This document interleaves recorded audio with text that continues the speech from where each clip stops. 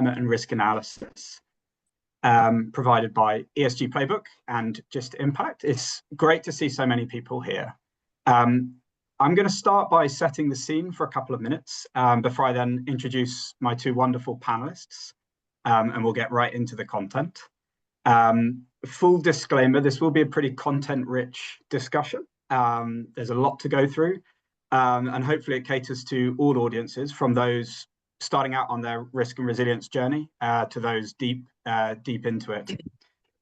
If I could just start then, if I could just go down one page, please, Andres. I just set the scene for just no more than 2 minutes. Climate risk. This is an incredibly hot topic at the moment, as we all know. Data, as you can see here, shows that billion-dollar climate events in the US have increased markedly over the last few years and decades, and are forecast to continue to do so. And very much the mood music across the sustainability industry is the criticality of risk and resilience. I was at London Climate Week a couple of weeks ago, and it was the topic that cross-sected every event, panel, and meeting that we were having. But of course, we know climate change isn't coming, it's actually here. And I think that's why many of you are also here today, because it's not just climate change that isn't coming, it being here. Also, the transition isn't just coming, it's here. People across sectors, sustainability practitioners, risk professionals, all kinds of professionals are preparing for the transition. And that's what we're going to hope to get into today through a business lens. If I can just go down. We're reminded every day in the news of very sad catastrophes and the impacts on human life and biodiversity as a result of the changing climate. But also from a business lens, Morgan Stanley Institute for Sustainable Investing, they released their Sustainable Signals corporate survey report this month. And that was a survey of corporate leaders globally. And that showed that 57% of companies had been reporting that they were impacted by climate-related events just last year. And in APAC, Asia Pacific, there was 73%. Some of, I'll just pause, mute those people. So these were most typically extreme heat, extreme weather and storms, and wildfires were the top three. And we'll get into a little bit of how to look at those risks and assess those for yourself and your supply chains later on. And big business, they reported that it was the increasing operational costs and workforce disruption and revenue loss that were actually the business impacts of these climate events. And 60% of reportees foresaw that physical climate risks would negatively impact their business over the next 5 years. So yeah, very, very real. It's happening, but also the transition is happening. And so with that, I want to introduce my wonderful panelists. We have Sonia Zugel, the CEO of ESG Playbook, and Prem Kumar, the head of research and innovation with us at Just Impact. I'll pass to Sonia to kick us off with her introduction. You're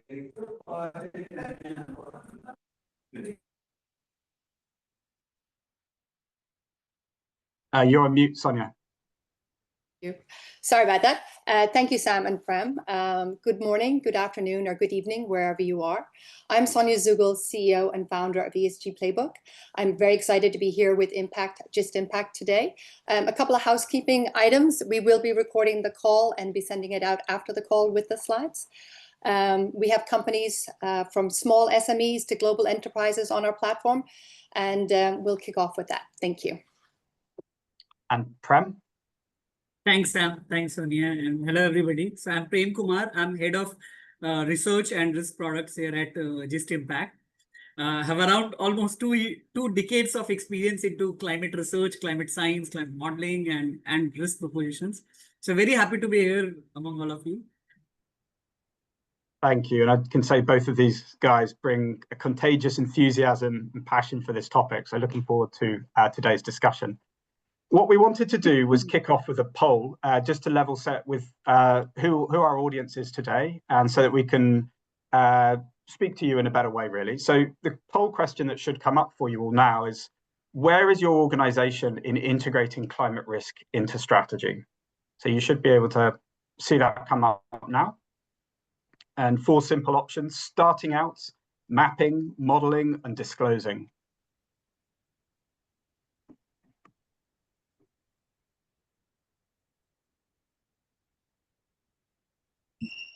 We'll give it about 30 seconds for everyone to answer.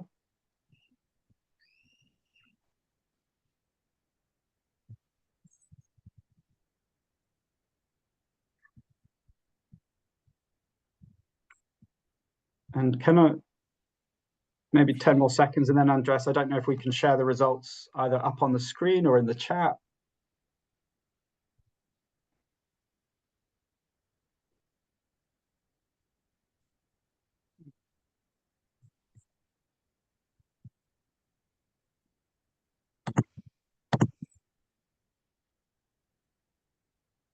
I don't see them, I'm afraid. If it's not possible, oh, there we go, brilliant. Okay, so the majority starting out, and the vast majority either starting out and mapping. Sonia, any surprises in those results? Not really. I think a lot of companies are starting off on their journey and just understanding how climate risk can impact their strategy in business. So yeah, I think it makes sense. Okay, so it is also what we expected for many to be starting out on mapping. So we've actually designed the session today that we'll start with a bit of a risk 101 and talk through some of the terms and terminology we'll be using. Explore the use cases for risk and resilience and managing it in business.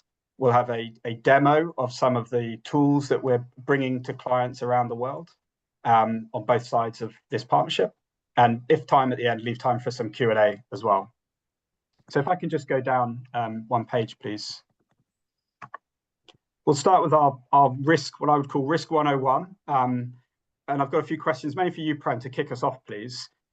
So before we go into the details, we can maybe start by zooming out. So if you could give us some definitions of, let's just start simple. What is climate risk?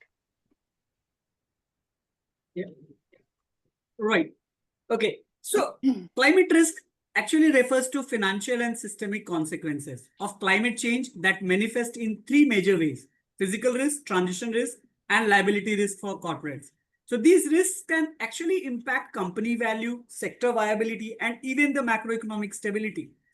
And these are not theoretical anymore.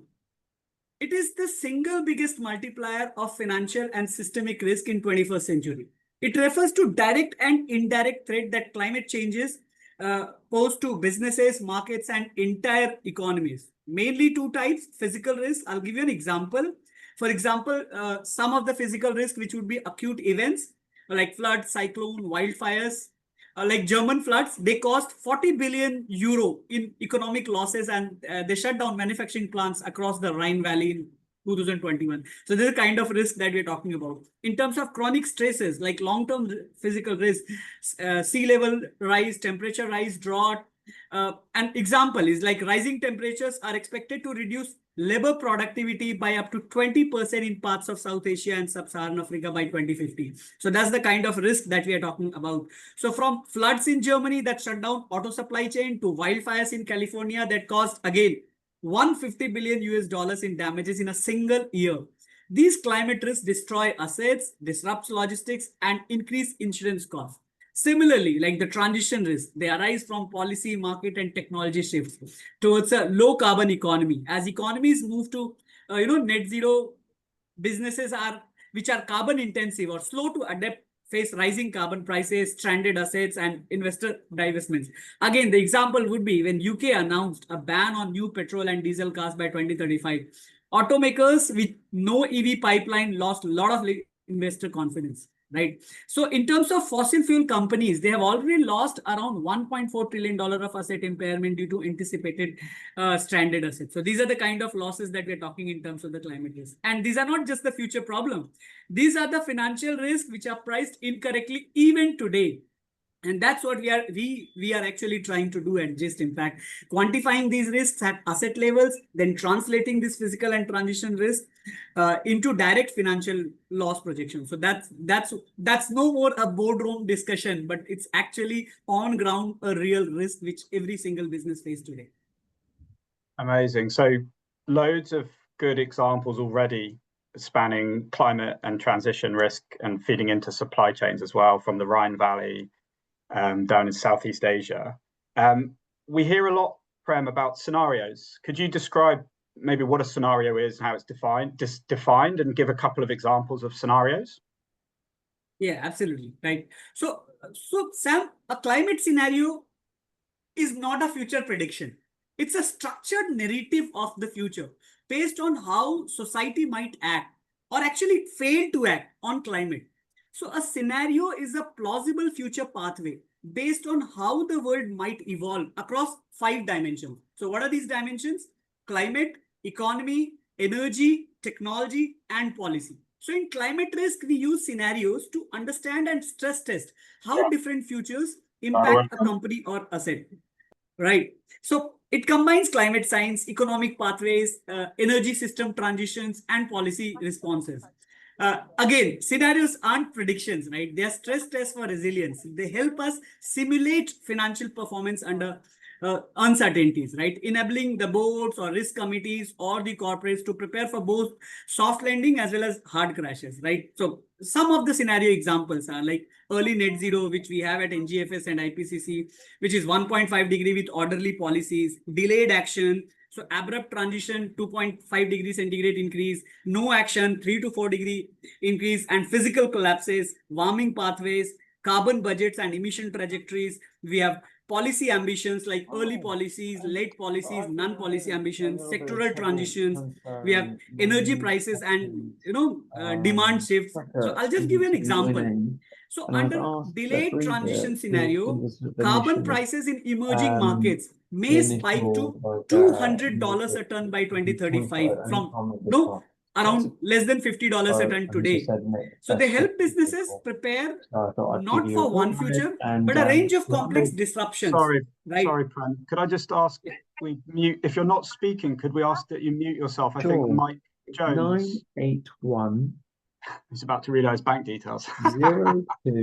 Oh God! I hope it's a telephone number. Andres, if you can mute people forcibly. 65096. Or I have actually called before I then went back to Edward, but I'm not sure what happened. But the call got disconnected. Before I went back to Mike, a few weeks ago. I guess we're on mute. Okay, that seems to have solved the problem. Prem. Yeah. DEAR. Andres, is it possible to mute people forcibly if you click on the 3 dots you have on their video from Mike Jones? Yeah, I'm trying to find person. Yeah. Apologies, everyone. Okay. Okay. Prem, let me just recap. A scenario is it's not a future prediction. It's a forecast of a plausible future scenario. Yes. And you mentioned quite a few there. So you mentioned scenarios provided by NGFS, IPCC. If you could just slow down a little bit, just describe 1 or 2, or you mentioned orderly, disorderly, just describe 1 or 2 of those. Yeah. Please. So I'll just give a few of the scenarios with the realistic meaning of these scenarios across NGFS and IPCC scenarios. So one would be the early net zero. So we do the orderly policy and we somehow settle at 1.5 degrees centigrade temperature increase. That would be early net zero, a very positive scenario. There could be a delayed action where actually the temperature rises by 2.5 degrees centigrade and there is an abrupt transition. So cost of transition significantly goes up. And then there is a no action where the temperature rises by 3 to 4 degrees centigrade and there would be a collateral physical collapse across assets, across countries, across companies, across sectors. I mean, some of these sectors would actually go bankrupt as a sector in no action scenario. And then we have, carbon budgets and emission trajectories. We have policy ambitions, early policy interferences, late policy interferences, or no policy interferences. So I'll just give you one example what it looks like delayed transition under NGFS. So in this delayed transition that you have, carbon prices would jump from $40 today on an average to $250 a ton by 2050. Fossil fuel demand would just collapse and industrial sectors would face very high capex burden with no runaway. So the point here is a lot of these scenarios which are unregulated and with non-interventions, these are the ones which are recipe for a total disaster in days to come. So businesses and policy makers must really be very serious about it, because now we are looking at few of the sectors which are just going out of the business and getting bankrupt in some of these scenarios. Okay, great. None of that sounds very good, but thank you for bringing to life the richness of this area. So we know that as a result of this, there's a lot of potential financial impact. And maybe I'll turn to you, Sonia. So could you maybe give some examples of like how this puts value at risk and businesses at risk? Absolutely. If we could go to the next slide. Thank you. As Prem said, we've entered a new reality where climate volatility is no longer an outlier. It's the day-to-day operational environment for businesses. Physical climate risk, like extreme heat waves in Europe killing people, physical risks with recent wildfires in Canada and Crete, and the horrific floods in Texas. These are no longer distant threats. Sadly, we are seeing this daily in the news. Physical climate risks are direct cost drivers that damage assets, disrupt operations, and hit revenue streams hard. In simple terms, physical risk equals financial risk. This means climate impacts can no longer be siloed as just environmental issues. They now go straight to the heart of business performance and P&L. Alongside these risks, expectations are evolving fast. Investors and insurers are demanding clear, granular, and standardized data on how companies manage climate risk. Climate disclosures are no longer optional or nice to have. They are critical to securing capital and insurance. Without a clear understanding of your company's exposure, whether that's drought risks in your supply chain or storm surge vulnerabilities in your logistics, you risk being underprepared, losing investor confidence, as well as having operational disruptions affecting your P&L. Boards and management teams must prioritize understanding and managing these risks if they want to protect value and maintain business resilience in an increasing volatile climate landscape. Brilliant. And I mean, I guess you hit the nail on the head there. The companies need a clear understanding of that risk. But as Prem alluded to, we're looking at a broad range of risks across climate transition and supply chain, magnified across different scenarios. And he provided 2 or 3 examples, but there are many, many more. And then layering that on top of the complexity of whether you're a small business, you still are part of large supply chains and reliant on business partners, or big business where it's incredibly difficult to get the kind of information you need to ascertain this, but it is possible. So maybe we turn now to, after having laid those foundations, we kind of give a demo, give an example of how a company can, exactly as Sonia says, get a clear understanding of their risk. So Prem, maybe we turn to you. I don't know if you can share your screen and just if you can just 1 or 2 examples. Absolutely. I think that would help everyone see it in real life and see that it's possible. Sure. And while we do that, I hope Mike sorted out his call center woes. Let me see. Let me know if my screen is visible. Yeah. We're on your Word document. Yeah, there you go. Yeah, you're good. Yeah. Yeah. Fine. I'll just give you an example, right? So, yeah. So here we are. When we talk about, risks, we talk about physical risk, we talk about transition risk, and then supply chain risk, and there are multiples of them. So I'll just give you an example of how the physical risk would kind of look like, right? Just give me a second and let me know. And these are the scenarios that you can see. So for this one company, I'm just giving example of, say, Amazon as a company, right? Across these scenarios, so we have NGFS, IPCC, IEA scenarios. So we have, social pathways 1.9, 2.6, 4.5, 7, 8.5. Then we have hothouse, we have divergence net zero, we have disorderly, we have delayed transition.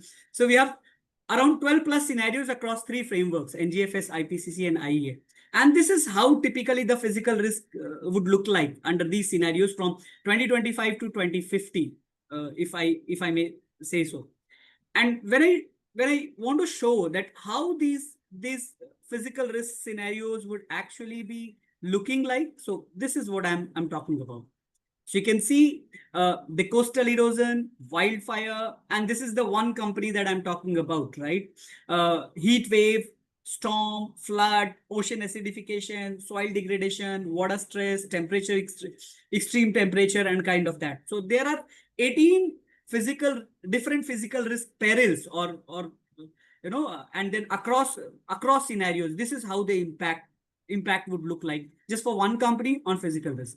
If I go back to the transition risk for the same thing, this is how for this company transition risk looks like. And there are 12 around transition risk scenarios. Stranded cost. So stranded cost is basically if you are on a transition path, for example, if you are a automobile company, for you to move from fossil fuel to EV, a lot of assets which were actually pertinent to fossil fuel would go stranded. So what is the discounted net present value of that stranded cost that you would incur?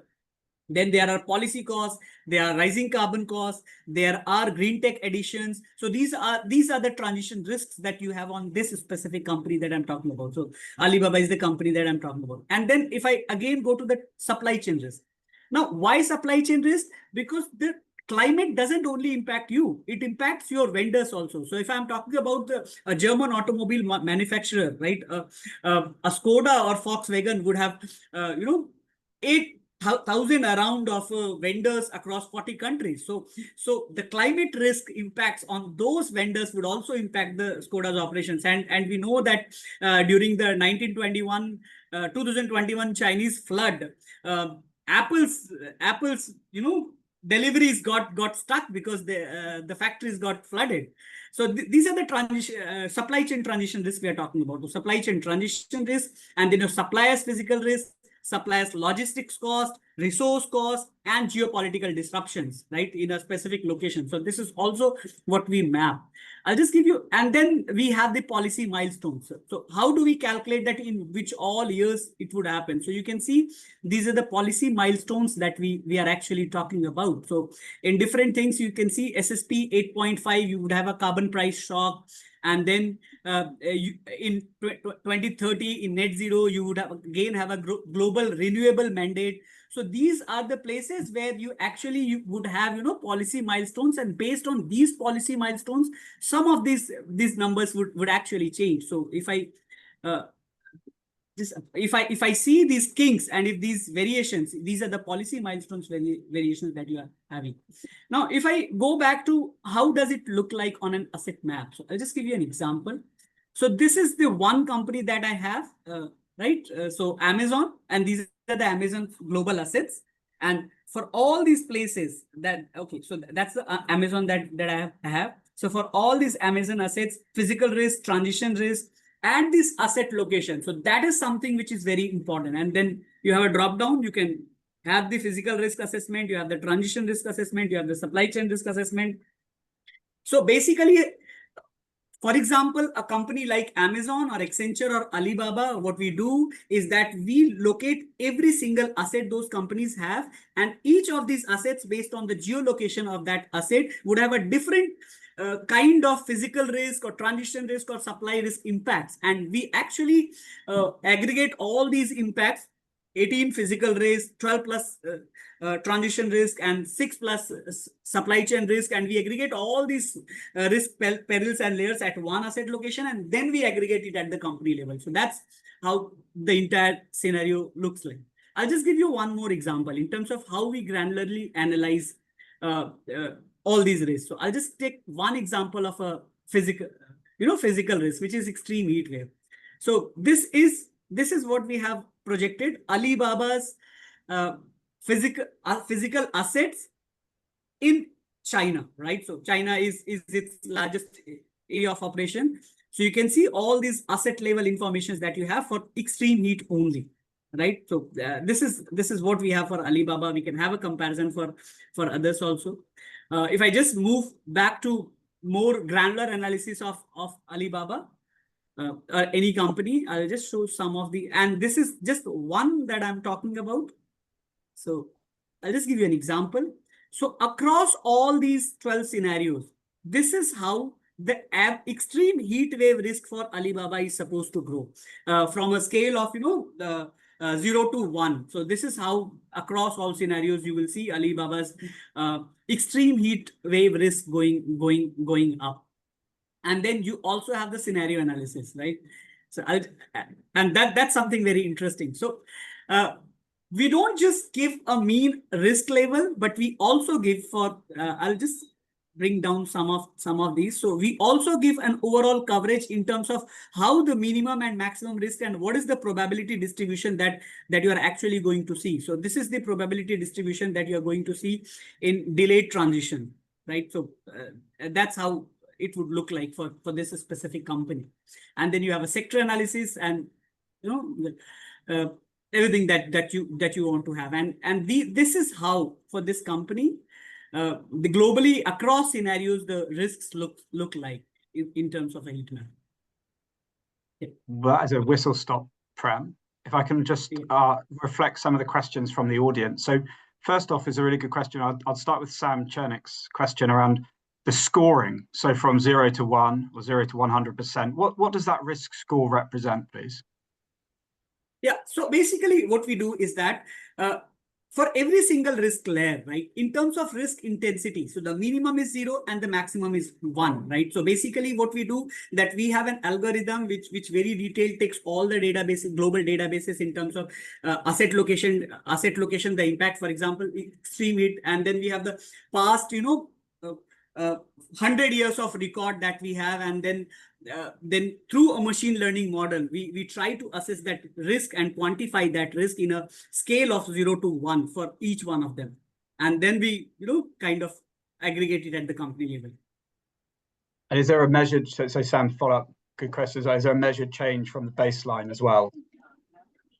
Okay, so in every scenario, yes. So every scenario has a different, different roadmap in terms of how those risks would increase. And that depends on three things, basically. One is the historical ones, like how it has been. So a historical risk record, and then a simulation that we have, and then the asset location, and then how the scenario milestones and how the temperature and all those things would increase into that specific location.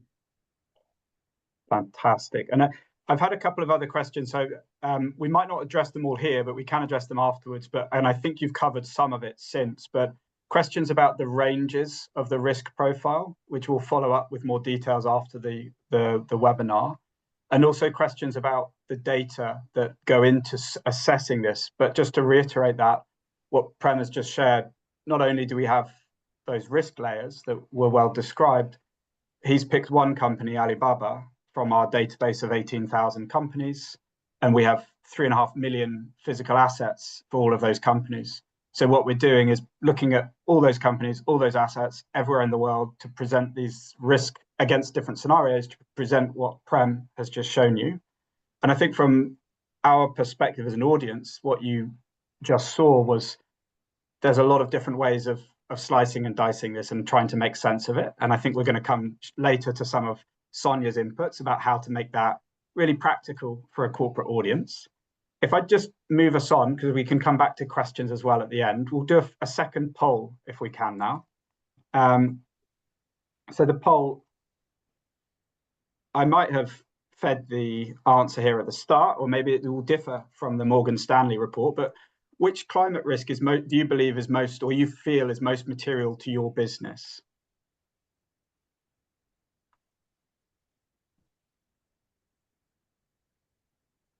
Is this question to Sonia or like? It's for everyone, Prem. You have to vote democratically like everyone else.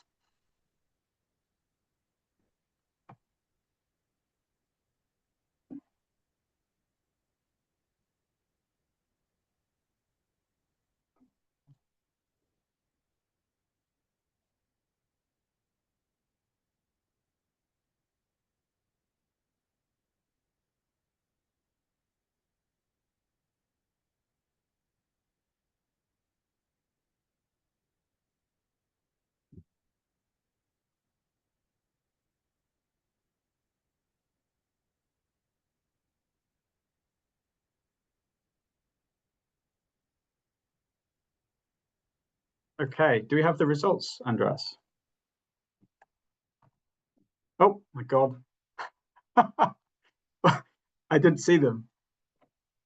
Is it possible to bring them back? I think I saw a graph that went like this, which would mean physical transition, physical being number one. There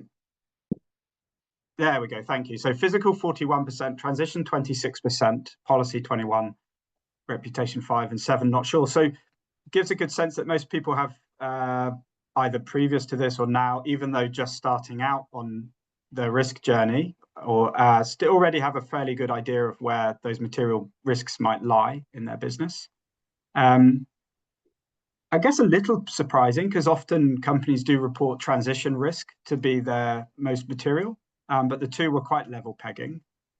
Maybe, though, I want to make it really practical now. So we've got a great view of defining risk and looking at some of the tools for assessing it. If I can come to Sonia and just ask you, like, how are you seeing companies react right now to physical and transition risks, please? Businesses are already feeling the impacts from physical and transition risks as operational shocks, regulatory pressures, and rising costs. Companies want to understand the key drivers of transformation, including carbon pricing, investor demand for transparent decarbonization, and customer pressure enforcing stricter Scope 3 reduction targets. A company's success is now tied to its carbon management strategy, making effective oversight and financial stewardship crucial to maintaining profitability and shareholder value.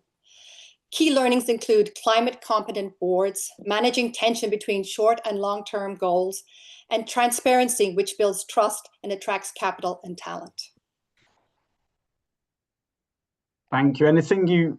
Yeah, sorry, Sonia, please present, because I think that there's a big regulatory driver as well. Can you maybe speak about that as well? Absolutely. So as global sustainability reporting frameworks continue to evolve, we're seeing a significant shift towards standardization and interoperability. Governments and regulatory bodies around the world are now aligning with either frameworks such as the GRI and the IFRS standards, or the ESRS under the CSRD. A trend that's reshaping the landscape of corporate sustainability disclosures. All three are interoperable with each other. Next slide, please. The map on this slide highlights the stages of adoption, showcasing how international regulations are evolving, and IFRS, climate risk reporting, is a clear winner. For businesses, this presents a clear call to action. Start preparing for these global standards now to ensure long-term resilience and to align with the future of corporate sustainability reporting. This growing alignment across jurisdictions is driving a more transparent, accountable, and actionable approach to sustainability reporting. Companies that begin to integrate these standards now will not only be compliant, but also gain a competitive advantage in navigating their business. Next slide, please. Coming soon, ESG stress tests for banks and insurers. In a major move to ripple through finance, the EU's three main supervisory authorities have launched a consultation to integrate ESG risks into stress testing frameworks for 2026. That means they need to look at climate shocks, transition risks, and eventually social and governance factors. The implication? Lending to companies with poor ESG performance could impact capital and liquidity buffers. As a result, greater due diligence on corporate clients is inevitable. Insurers and banks will need as much sharper understanding of their clients' ESG and climate risk profiles. Some companies may hope the CSRD omnibus carve-outs would spare them from ESG reporting, but their banks, investors, or insurers may soon be the ones applying the pressure. Transparent ESG data is fast becoming essential, not just for compliance, but for access to credit itself and understanding your business risks. Thank you, Sonia. And I actually think we've got a question from the audience that's quite relevant here. So Caroline Coursant asked, I can take a first go at it, but can we explain what materiality means for this purpose? And I think Sonia's touched on it there. If we can go back up one page, please. Or maybe one more page, just to the regulatory overview. Yeah, I mean, I guess materiality means different things to different reporting and different business use cases, but certainly the way we're seeing it is there's the double materiality lens of of GRI and ESRS. And so taking financial materiality and risk analysis into your to decide what are your material topics is something certainly that we work with clients to do. Likewise, I think Sonia's described it really well, IFRS, so using risk analysis to determine purely from a financial materiality perspective what is material there as well. I don't know, Sonia, is there anything you want to add to that, to Caroline's question of how explaining what materiality means for this purpose? Well, for the CSRD and GRI, materiality looks at the impact to your stakeholders as well as your financial impact as a company. So it's integrating the two of those together is important to understand the whole picture and be able to deal with those material risks and opportunities, and looking how you can improve your business and make it more resilient in the long term. Yeah, I love it. You're right. I've put the emphasis on reporting with IFRS and CSRD, but you're putting the emphasis back on dealing with it and getting value from it. So yeah, nicely put. Let's just go on, because I think what are the challenges, Sonia, then to achieving this? Like what challenges do corporates face in assessing their climate risk that you see as common? I think the first challenge for companies is that they're still trying to report on Excel. Automating your data collection with a platform is a huge time saver. It allows you to track who is doing what, the progress of your reporting, as well as giving guidance on how to report on different frameworks and regulations. It also allows auditors to come in and audit the reports. These integrations reduce manual work, minimize errors, and give you the real-time insights you need for smarter decision-making and stronger reporting. The second issue is understanding how to aggregate and understand your carbon emissions so you can plan to set net zero goals and adaptation and mitigation strategies. Carbon reporting has become a strategic necessity, not just a reporting task. It helps companies track progress over time. You can't manage what you can't measure, and emissions tracking gives you a clear view of where you are and what actions are working. It also meets the growing data needs of investors, regulators, and customers. These stakeholders need and expect companies to disclose carbon data, and they're using it to inform decisions. From a compliance perspective, it's now essential. Regulations like the CSRD in Europe and the global IFRS SS2 standards all require robust, transparent carbon and climate scenario reporting. It also affects the cost of capital. High emissions can signal high risk to investors and lenders. Companies with clear, credible reporting are seen as more stable and better prepared, translating into better financial terms. This is why carbon reporting is no longer just an environmental exercise, it's a business need. Next slide. Lastly, there is a supply chain issue. This is why supply chain management is essential. It gives you transparency into upstream and downstream activities, how your products are sourced, made, and delivered, and it holds both your company and your partners accountable. It also helps to build resilience. By identifying climate risks and operational weak points in your key suppliers, you can take proactive steps to avoid disruptions and ensure operational continuity. Tracking your suppliers allows you to understand that some of your suppliers may be in countries where it's too hot, they can't function, and so transferring suppliers to countries where temperatures are not so extreme will help business continuity. Understanding your supply chain risk also allows you to prioritize low carbon materials, push for better practices, and explore circular economies. In short, supply chain management isn't just about compliance, it's about reducing emissions, improving visibility, and making smarter, more sustainable business decisions. I think that gives a pretty comprehensive overview. I'll come back to questions at the end as well, as I've got some more coming in from the audience. Maybe if we can, Sonia, just focus though and just try to weaving together.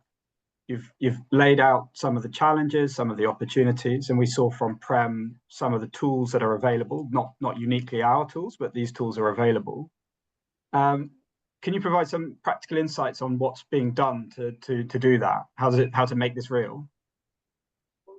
Well, at ESG Playbook, we're redefining sustainability reporting by bringing clarity and control to what's often a fragmented and manual process. We erase the need of using multiple disconnected tools which lack auditability. Instead, you have a purpose-built platform designed to simplify complexity, reduce risk, and give you the confidence to lead with transparency. Our platform is a tool where the entire C-suite can work together to build a more competitive and resilient business.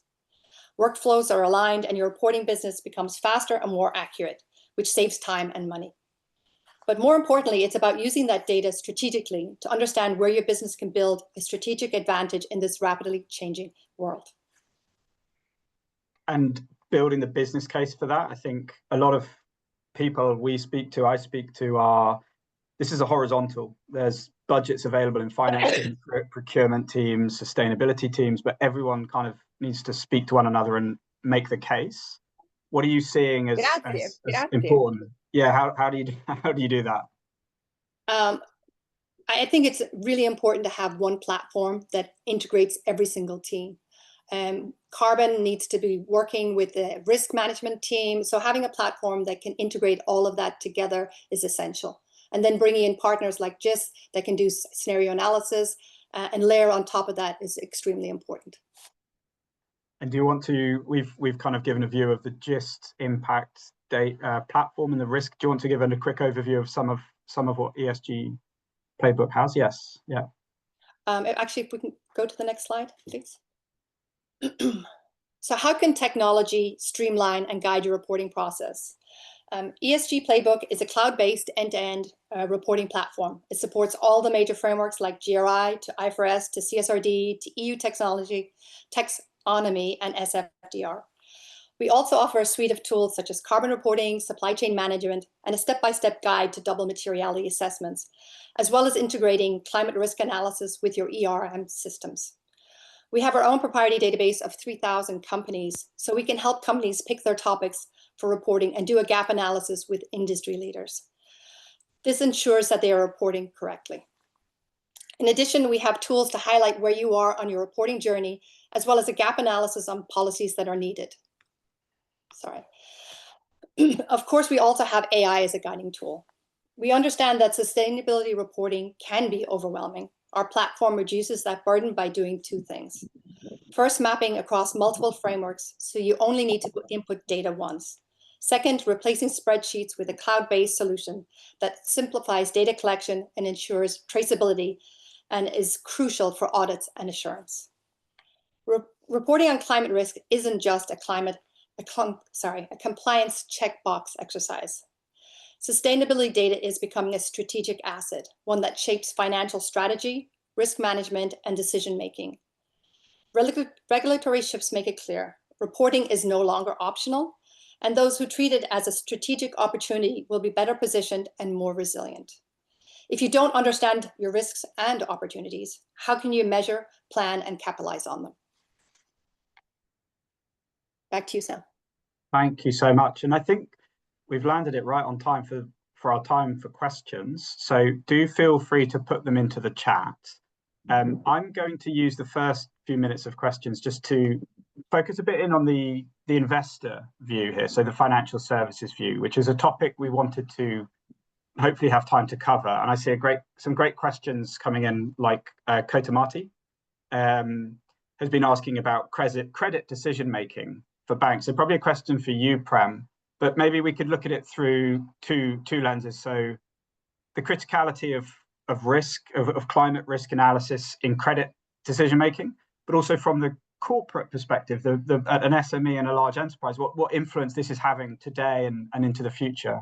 What are your thoughts on that, please, Prem? That's really a wonderful question, Sam. So we at GIST, we are very deeply into integrating the climate risk to the financial risk, right? Specifically at the portfolio level and at the bank risk management level. So we know that globally, financial institutions and banks, they have been running a lot.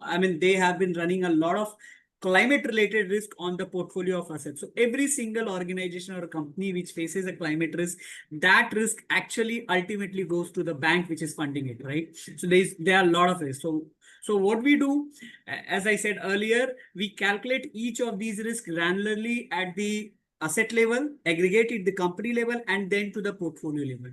And then we integrate these risks with the historical records of PDs and LGDs. And I think if time would have permitted, we would have shown you that also, that it goes to the probability of default and loss given default at the asset level, at the corporate level, and at the bank's portfolio level, cutting across the sectors and countries. And then once we do it, we calculate other financial matrices, exposure at default, and then value at risk and risk-weighted asset, so much so that we go to the Basel III and upcoming Basel IV recommendations also. So calculating adjusted NSFR, liquidity coverage ratios, and all those CET1, CET2 ratios, that's also the climate adjusted. So the whole idea is that how does the climate risk sits across into the overall risk framework of the financial institutions. And then, I mean, a beautiful example, if I can quote, is that for the entire bank's portfolio, a global bank's portfolio, we are now able to project its future balance sheet and cash flows and P&L statements across into the future. That's something which is called dynamic balance sheet. And that's the Basel requirement also, that you are able to say what is the short-term as well as long-term risk on the bank's cash flows and balance sheet, at the asset side also, at the liability side also. So that's also what we do. So that, and then other recommendations like, ELAP and ECAP, and then the rating migration also. So that's also something very beautifully that we have done. So how does your rating impacts? That also, our tool and our methodology says. And it's not just that one definitive rating. In terms of probabilistic distribution of the rating is also what we are talking about. But I'm not going to let you off the hook, because the second part of my question, Prem, is around the impact also for the corporate. And Adrian has asked a good question here that I guess it's fair to say expectations from investors to corporates in Europe are pretty well set with CSRD and ESRS. America, we're seeing flux with SEC and the California regs, which Sonia spoke to earlier. But Adrian's put the information, also talked about emerging economies, Prem, and yourself already in India, so you can speak firsthand about this. What kind of information is expected from corporates in emerging markets? But the second part of Adrian's question is, how can local institutions prepare to meet that requirement? That's actually a very good question, and there are couple of answers to this question. One is that all the prudent and businesses with a long-term vision are not looking at more into regulatory and compliance side of the climate risk. So as Sonia was telling, it's not just tick box which you are doing. There are real and tangible risks that we are talking about, right? So beyond regulations, although a lot of central banks and, like, for example, Reserve Bank of India in RBI in India, they have come up with a very detailed and articulated, climate risk proposition, and how banks, financial institutions have to, mitigate these kind of risks under different scenarios. So there is a regulatory push, obviously. And then, even in places where you see that regulatory rigor is a little less, that's only for the time being. If you are not doing your business for 4 years or 5 years or just 10 years, right? Your business is as a going concern in a very long-term basis. So even in countries which have not woken up to this idea, ultimately the businesses are transnational these days, right? So that we need to understand. A bank like HSBC runs across every single country. So when we're talking about the portfolio of a bank like an HSBC, you are taking a global view, which is very pertinent in that case. If I could add on to that, from a corporate standpoint, I think it's very important for a company to map its boundary, not only its own operations, but its suppliers, and understanding where those suppliers are located, and then being able to run the scenarios. But first of all, you have to do a boundary around your business to understand what the potential consequences are. And that picks up, thank you, Sonia. And that also picks up a nice question from Sri Sailesh Mani on the chat around what kind of prerequisite information requirements are required, I'm going to assume, for a company to conduct a climate risk assessment. So building on your answer, Sonia, so mapping out its operational boundaries and supply chain boundaries, what else would you suggest, Sonia, to go from there, and then maybe come to you, Prem? Yeah, well, from a climate scenario is mapping out where they are on the globe and ascertaining what potential risks, like using your platform to do that. Second of all, doing a carbon report to understand what is their carbon report, what are their emissions in their products, in their business, in their operations. Once they have at least a year's information, then they can see where they can improve. But then also getting the board involved, management team involved, all of the different teams of a company. It's not a silo. And I think that's one of the most important things that we have to highlight. This is a business risk, and all aspects of the business need to be involved in making decisions, not only from a climate and physical, but also from new business opportunities. So all teams need to work together to understand, but you need to have the buy-in first from the top, and then it goes down. Prem, you look like you wanted to add something?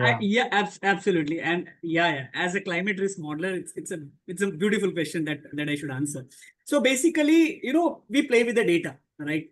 A lot of climate related data, the historical record at the asset location is what we have. I mean, and this is what one of the mainstay of the business at GIST, that every single asset location, all the climate layers data across agencies, and then, a lot of crisscrossing of that data, generating a lot of machine learning data based on the historical records, doing millions of Monte Carlo simulation in terms of mapping those uncertainty is what we do. So one set of data is the climate set of data. The second set of data is the company related data, which is the past historical financial records is what we know to have the past tracking. And also, as Sonia was rightly saying, in terms of what are the future roadmaps that this organization is going to take, right? So based on that future roadmap, whether they consider, a delayed transition or a hothouse transition or an orderly transition. And in fact, this is exactly what we also had, is that we took all these three frameworks, NGFS, IPCC, IEA, and across these frameworks, all the moving variables is what we have taken. So we have built a custom scenario for a corporate, where we would have for all these risk layers, all the variables, how you perceive the temperature to be going up, how you see that the flood risk is going to affect your company's operations. And that is to be very nuanced and company to company and, sector to sector, and then the asset to asset, right? And then all these variables, what our tool that we have built supports you, is that you build your own custom scenario, and then you do the stress testing and scenario analysis in terms of how it is the most probable view of the future looks like for you. So the company financials and the future outlook of the company, as well as the climate data. Thank you. And I think designing your bespoke scenarios, you might be speaking to about 8% of our audience based on the poll responses. But before that, you're right, the kind of so good, sensible advice, Sonia and Prem, like map the boundaries, get your carbon accounting in place, understand where your assets are as best and across your supply chain, and run it through available tools and that already come pre-packaged with scenario analysis that gives you a very quick view. And the nice word materiality came up earlier. So materiality view. We've got a couple more minutes for questions, so I'm going to squeeze one in. We didn't cover it earlier, but Sam Chernix asked around value at risk, or VAR, and how do you arrive at the assessment of value at risk for different types of assets? Before we do that, maybe Prem, could you maybe define what is value at risk, and then just a very simple explanation of how we measure it? Yeah, absolutely, Sam. So value of risk at risk is a quantitative financial metrics that estimates how much value, whether in EBITDA, enterprise value, or cash flow, a company or a portfolio stands to lose from climate-related risk over a given time frame and a scenario. So basically, the key question here is, what portion of my company's value is at risk under a certain future climate scenario?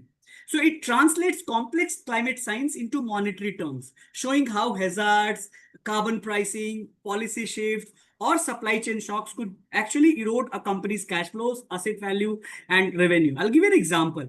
So there is a global mining company which is operating in a water scarce region. It might lose 25 to 30% of its projected EBITDA at risk by 2040 due to droughts and water regulations. Another example, a fossil fuel heavy power company could set up to 50% of valuation lost under a net zero policy shock scenario, right? So how do we calculate climate value at risk? And that's one of the questions that we have. So we integrate geospatial climate hazard projections, which is, for example, flood, cyclone, drought, sea level rise. We also integrate transition policy trajectories, so carbon prices, regulatory costs, capex impact, We also integrate sector-specific sensitivities. So whether you are in an energy sector, agriculture sector, or finance, or any other sector. And then we also integrate into macroeconomic pathways. So what we do at GIST is that we simulate these losses across scenarios and time horizons, enabling insurers, investors, bank, corporates to have this climate risk into their portfolio decision, loan pricing, credit assessment, right? So it's basically a bridge between science and finance, and how we turn climate discourse into actually a capital allocation. So that's something which is very important. If I could just add on to that quickly. At ESG Playbook, we have built in VAR into our double materiality assessment, where you can self-assess your risks, but also where it impacts the financial statements, which is super important. So we are already integrating into our platform not only sustainability, but business risk, and being able to quantify it so all the teams can work together. Thanks. Thank you. And we probably should wrap up there. I realize we're 1 minute from closing. A big thank you to everyone who's joined. This is a really popular webinar. So obviously, as we said at the start, a very hot topic. I hope you found it helpful. Probably only scratching the surface, but if you do want to get in touch, we've got contact details on here. So please do reach out. And a huge thank you to Sonia, CEO of ESG Playbook, and Prem Kumar, the head of research and innovation at GIST Impact. There's a big thank you from all of us. So thanks, everyone. Thank you, everyone. Thanks, everybody.